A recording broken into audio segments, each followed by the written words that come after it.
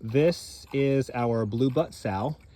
If you look at her butt, she's got some good hams there, so they're called a blue butt, but she is about to farrow. So a farrowing means that a pig is about to have piglets.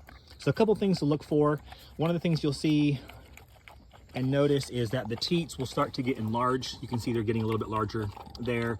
They're not full with milk yet. They will engorge and fill with milk about a day or two before she farrows. You will also see she'll start dilating several days beforehand. So her vulva is a little bit larger than it usually is, and she will she will continue to dilate until she farrows.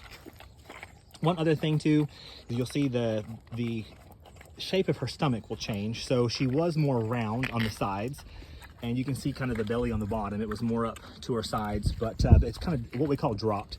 So if you look from the back, it looks like she's really skinny. So those babies have dropped down and in preparation for farrowing.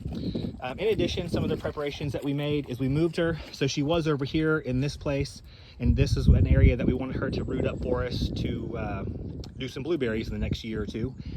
And so she's done a great job getting some roots up, and we have a few more stumps to get up. So we moved her over here so that she's got some drier places to be, as well as some more grass to root around in. So she's kind of started in this area and still has more to go in the back over there.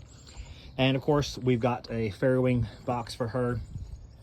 This is about 8 feet wide, 6 feet deep, and about 4 feet high.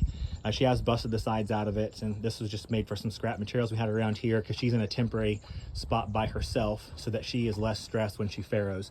But it is keeping her dry, and that way she has a dry place and a warm place for her piglets, to have her piglets there.